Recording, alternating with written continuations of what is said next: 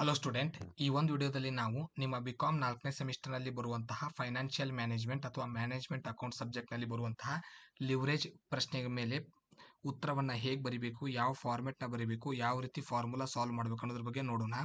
So ಮೊದಲಿಗೆ ಪ್ರಶ್ನೆಯನ್ನು ಓದ್ತೀನಿ. Kumar company has A sales of ₹25 lakh. Kumar ಕಂಪನಿಯವರು 25 ಲಕ್ಷ ರೂಪಾಯಿದು ಮಾರಾಟ ಮಾಡಿದ್ದಾರೆ. Variable cost 12,50,000. ಅದರ ಬದಲಾಗುವ ವೆಚ್ಚ 12,50,000 ಇದೆ. ಫಿಕ್ಸ್ಡ್ ಕಾಸ್ಟ್ ಸ್ಥಿರ ವೆಚ್ಚ 50,000 ರೂಪಾಯಿ ಇದೆ. ಆ್ಯಂಡ್ ಡೆಬ್ಟ್ಸ್ ಆಫ್ 12,50,000 ಅಂದರೆ ಡಿಬೆಂಚರ್ 12,50,000 ರೂಪಾಯಿ ಸಾಲ ಇದೆ. ಆಟ್ 8% ಇಂಟ್ರೆಸ್ಟ್, 8% ಬಡ್ಡಿ ಇದೆ. Calculate operating leverage, financial leverage, combined leverage. So 3 ಲಿವರೇಜ್ನ ಕಂಡುಹಿಡಿ ಅಂತ ಹೇಳಿದ್ದಾರೆ. ಸೊ ಮೊದಲು ಫಾರ್ಮ್ಯಾಟ್ ಬರಿತೀವಿ. ಅದಕ್ಕೆ ಪರ್ಟಿಕ್ಯುಲರ್ ಕಾಲಮ್ ಮತ್ತು ರುಪೀಸ್ ಕಾಲಮ್ನ ಹೆಡ್ಡಿಂಗ್ ಹಾಕೊಂತೀವಿ. ಸೊ ಮೊದಲನೇದು ಸೇಲ್ಸ್ ಹಚ್ಕೋತೀವಿ. ಪ್ರಶ್ನೆಯಲ್ಲಿ 25 ಲಕ್ಷ ರೂಪಾಯಿ ಸೇಲ್ಸ್ ಇದೆ. ಸೊ ಪ್ರಶ್ನೆಯಲ್ಲಿ ಕೊಟ್ಟಿರುವಂಥ ಅಮೌಂಟು ಸೇಲ್ಸ್ದು ಮೊದಲು ಎಂಟ್ರಿ ಮಾಡ್ಕೋಬೇಕು. 25 ಲ್ಯಾಕ್ ಇದೆ.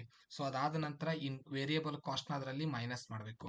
ಸೊ ವೇರಿಯಬಲ್ ಕಾಸ್ಟ್ ಎಷ್ಟಿದೆ ಅಂದರೆ 12,50,000 ಪ್ರಶ್ನೆಯಲ್ಲಿ ವೇರಿಯಬಲ್ ಕಾಸ್ಟ್ ಅಂತ ಕೊಟ್ಟಿದ್ದಾರೆ. ಸೊ ವೇರಿಯಬಲ್ ಕಾಸ್ಟ್ 12,50,000 ಇದೆ. ಸೊ ಇದಾದ ನಂತರ ಮೂರನೇಕ್ಕೆ ಏನು ಮಾಡ್ತೀವಿ ಅಂದರೆ ಎರಡು ಮೈನಸ್ ಮಾಡ್ಕೋತೀವಿ. ಸೊ ಸೇಲ್ಸ್ನಲ್ಲಿ ವೇರಿಯಬಲ್ ಕಾಸ್ಟ್ ಮೈನಸ್ ಮಾಡಿದ ನಂತರ ಅಂದರೆ 25 ಲ್ಯಾಕ್ ರುಪೀಸ್ನಲ್ಲಿ 12,50,000ನ ಮೈನಸ್ ಮಾಡಿದ ನಂತರ ಉಳಿದಿರುವಂಥ ಅಮೌಂಟ್ನ ಕಾಂಟ್ರಿಬ್ಯೂಷನ್ ಅಂತ ಕರಿತೀವಿ. ಅದರ ನೆಕ್ಸ್ಟು ಫಿಕ್ಸ್ಡ್ ಕಾಸ್ಟ್ನ ಮೈನಸ್ ಮಾಡಬೇಕು. ಪ್ರಶ್ನೆಯಲ್ಲಿ ಫಿಕ್ಸ್ಡ್ ಕಾಸ್ಟು 50,000 ಇದೆ. ಕೊಟ್ಟಿರುವಂಥ ಪ್ರಶ್ನೆಯಲ್ಲಿರುವಂಥ ಅಮೌಂಟ್ ಏನಿದೆ 50,000 ಇದೆ. ಸೊ 50,000ನ ಈಗ ಮೈನಸ್ ಮಾಡ್ತೀವಿ. 12 ಲ್ಯಾಕ್ ಉಳಿತು. ಇದನ್ನು EBIT ಅಂತ ಕರಿತೀವಿ. ಮೊದಲು ಸೇಲ್ಸ್ನಲ್ಲಿ ವೇರಿಯಬಲ್ ಕಾಸ್ಟ್ ಮೈನಸ್ ಮಾಡ್ತೀವಿ, ಕಾಂಟ್ರಿಬ್ಯೂಷನ್ ಬರುತ್ತೆ. ಅದರಲ್ಲಿ ಫಿಕ್ಸ್ಡ್ ಕಾಸ್ಟ್ ಮೈನಸ್ ಮಾಡ್ತೀವಿ, EBIT ಬರುತ್ತೆ. ನೆಕ್ಸ್ಟ್ ಇಂಟ್ರೆಸ್ಟ್ ಮೈನಸ್ ಮಾಡ್ತೀವಿ. ಸೊ ಪ್ರಶ್ನೆಯಲ್ಲಿ 12,50,000 ಡಿಬೆಂಚರ್ ಅಮೌಂಟ್ ಇದೆ. ಅದ್ರ ಮೇಲೆ 8% ಮಾಡ್ಕೋಬೇಕು. ಸೊ 12,50,000 ಮೇಲೆ 8% ನೀವು ಇಂಟ್ರೆಸ್ಟ್ನ ಕಂಡು ಹಿಡ್ಕೊಂಡಾಗ 1 ಲ್ಯಾಕ್ ರುಪೀಸ್ ಬಂದಿದೆ. ಸೊ 12 ಲ್ಯಾಕ್ನಲ್ಲಿ 1 ಲ್ಯಾಕ್ ರುಪೀಸ್ನ ಮೈನಸ್ ಮಾಡಿದಾಗ EBT ಅಂತ ಕರಿತೀವಿ, 11 ಲ್ಯಾಕ್. ಈಗ ಫಾರ್ಮುಲಾನ ಅಪ್ಲೈ ಮಾಡ್ತೀವಿ. ಸೊ ಮೊದಲನೇದು ನಾವು ಕಂಡುಹಿಡಬೇಕು. ಚಾರ್ಟಿನ ಕೆಲಸ ಮುಗೀತು. ಈಗ ಫಾರ್ಮುಲಾ ಅಪ್ಲೈ ಮಾಡಿ ಲಿವರೇಜ್ ಕಂಡುಹಿಡಬೇಕು. ಮೊದಲೇ ಲಿವರೇಜ್ ಆಪರೇಟಿಂಗ್ ಲಿವರೇಜ್. ಸೊ ಇದ್ರ formula contribution divided by EBIT. ಎರಡನೇದ್ದು ಫೈನಾನ್ಷಿಯಲ್ ಲಿವರೇಜ್. ಸೊ ಇದರ ಫಾರ್ಮುಲಾ ಏನಂದರೆ EBIT ಡಿವೈಡೆಡ್ ಬೈ EBT. ಕೊನೆಯದ್ದು ಕಂಬೈನ್ಡ್ ಲಿವರೇಜ್. ಎರಡು ಆನ್ಸರ್ನ ಮಲ್ಟಿಪ್ಲಿಕೇಶನ್ ಮಾಡ್ಕೋಬೇಕು, ಫೈನಾನ್ಷಿಯಲ್ ಲಿವರೇಜ್ ಮತ್ತು ಕಂಬೈನ್ಡ್ ಲಿವರೇಜ್ನ. So operating leverage into financial leverage ಮಾಡಿದಾಗ ಮೂರನೇ ಆನ್ಸರ್ ಬರುತ್ತೆ. ಸೊ ಪ್ರಶ್ನೆಯಲ್ಲಿ ನೋಡೋಣ ಈಗ ಕಾಂಟ್ರಿಬ್ಯೂಷನ್ ಎಷ್ಟಿದೆ ಅಂದರೆ ನಾವು ಚಾರ್ಟ್ ಬಿಡಿಸಿದ್ವಲ್ಲ ಇದರಲ್ಲಿ ಬಂದಿರುತ್ತೆ ಆನ್ಸರ್. ಸೊ ಫಸ್ಟಿಗೆ ನಾವು ಸೇಲ್ಸ್ನಲ್ಲಿ ವೇರಿಯಬಲ್ ಕಾಸ್ಟ್ನ ಮೈನಸ್ ಮಾಡಿದಾಗ ಕಾಂಟ್ರಿಬ್ಯೂಷನ್ ಆನ್ಸರ್ ಬಂದಿದೆ, 12,50,000 ಇದೆ. EBIT ಎಷ್ಟಿದೆ ಅಂದರೆ ಫಿಕ್ಸ್ಡ್ ಕಾಸ್ಟ್ ಮೈನಸ್ ಮಾಡಿದ ನಂತರ 12 ಲ್ಯಾಕ್ ಬಂದಿದೆ. ಸೊ ಒಂದೇ ಫಾರ್ಮುಲಾಗೆ ನಿಮಗೆ ಬೇಕಾಗಿರೋದು ಕಾಂಟ್ರಿಬ್ಯೂಷನ್ ಡಿವೈಡೆಡ್ ಬೈ EBIT ಅಂದರೆ 12,50,000 divided by 12 lac. So first formula solve ಮಾಡೋಣ, ಅಂದರೆ ಆಪರೇಟಿಂಗ್ ಲಿವರೇಜ್ನ ಸಾಲ್ವ್ ಮಾಡೋಣ. 12,50,000 ಇದೆ. ಸೊ ಫಿಕ್ಸ್ಡ್ ಕಾಸ್ಟ್ ಮೈನಸ್ ಮಾಡಿ EBIT 12 ಲ್ಯಾಕ್ ಇದೆ. ಕಾಂಟ್ರಿಬ್ಯೂಷನ್ ಡಿವೈಡೆಡ್ ಬೈ EBIT ಮಾಡ್ತಾ ಇದ್ದೀನಿ.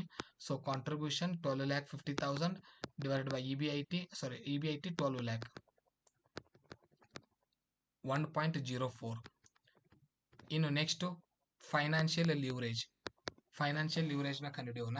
ಸೊ ಪ್ರಾಬ್ಲಮ್ನಲ್ಲಿರುವಂತಹ ಫೈನಾನ್ಷಿಯಲ್ ಲಿವರೇಜ್ಗೆ ಬೇಕಾಗಿರುವಂಥ ಟ್ರಾನ್ಸಾಕ್ಷನ್ ಯಾವ್ಯಾವುದಂದರೆ ಅಗೇನ್ ಇದೆ EBIT, ಅದಕ್ಕೆ EBT, ಇವೆರಡನ್ನೂ ಡಿವೈಡೆಡ್ ಬೈ ಮಾಡ್ಕೋಬೇಕು. 12 ಲ್ಯಾಕ್ ಇದೆ, 11 ಲ್ಯಾಕ್ ಇದೆ. ಸೊ EBIT ಮತ್ತು EBTನ ತಗೋಬೇಕು.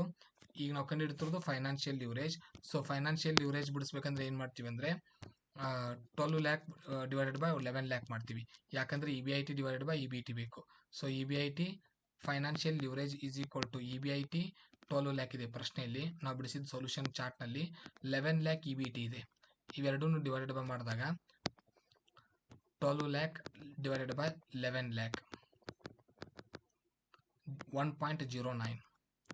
ಕೊನೆಯದಾಗಿ ಕಂಬೈನ್ಡ್ ಲಿವರೇಜ್. ಎರಡು ಆನ್ಸರ್ನ ಮಲ್ಟಿಪ್ಲಿಕೇಶನ್ ಮಾಡ್ಕೋಬೇಕು. ಒಂದನೇದು 1.04, ಎರಡನೇದು 1.09. ಎರಡನ್ನೂ ಮಲ್ಟಿಪ್ಲೈ ಮಾಡಿದಾಗ 1.04 ಇಂಟು 1.09, 1.1336. ಸೊ ಈ ರೀತಿ ನೀವು ಲಿವರೇಜ್ನ ಪ್ರಾಬ್ಲಮ್ನ ಸಾಲ್ವ್ ಮಾಡ್ಬೋದು.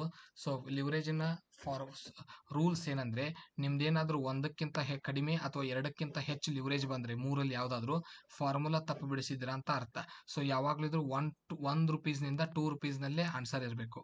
ಕರೆಕ್ಟ್ ಬಿಡಿಸಿದ್ದೀವಿ ಅಂತ ನೀವು ಫೈನ್ ಮಾಡ್ಕೊಳ್ಳೋದಕ್ಕೆ. ಧನ್ಯವಾದಗಳು. ಮುಂದಿನ ವಿಡಿಯೋದಲ್ಲಿ ಮತ್ತೊಂದು ಟಾಪಿಕ್ನಲ್ಲಿ ಸಿಗೋಣ.